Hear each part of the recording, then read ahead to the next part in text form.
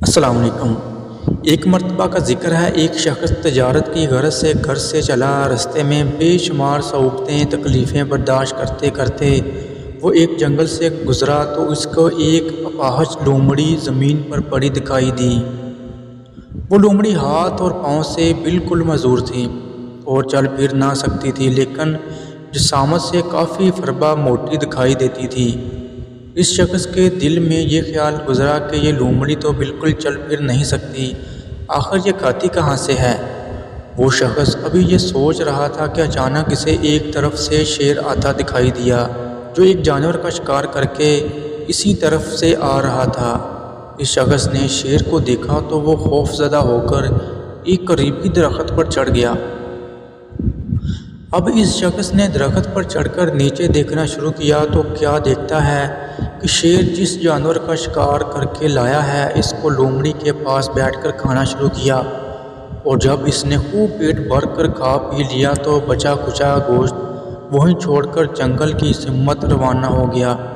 شیر کے جانے کے بعد لومڑی اپنے جسم کو کھسکاتی ہوئی گھسیٹتے ہوئی اس بچے کچے گوشت کی طرف بڑھی اور اس کو کھانا شروع کر دیا۔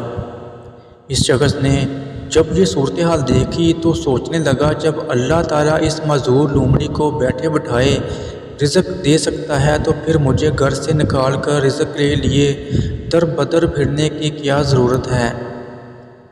میں بھی آرام سے اپنے گھر بیٹھتا ہوں، اللہ تعالیٰ خود ہی میری روزی کا کوئی نہ کوئی سامان پیدا کر دے گا۔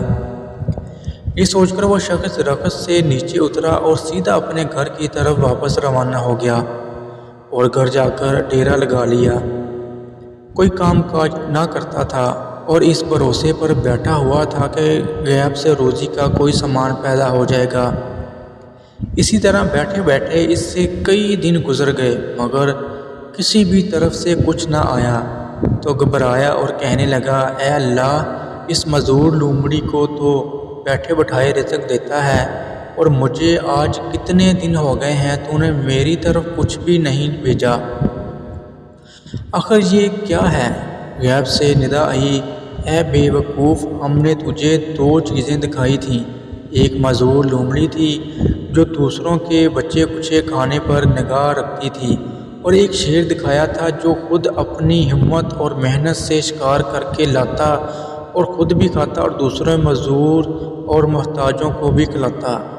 اے نادان، تو نے اس سے یہ سبق حاصل کیا کہ خود معذور لومڑی کی طرح بن کر بیٹھ گیا، جبکہ تجھے ہم نے اچھے بھلے ہاتھ پاؤں دیے اور تو اس شیر کی طرح نہ بنا جو محنت کر کے خود بھی کھاتا اور دوسروں کو بھی کھلاتا ہے۔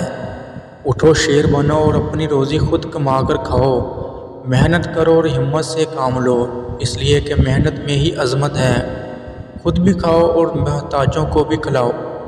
اس شخص نے جب اس غیبی ندا کو سنا تو دل میں بڑا شرمندہ ہوا اور پھر تجارت کے لیے رخت سفر باندھ لیا۔ اللہ حافظ۔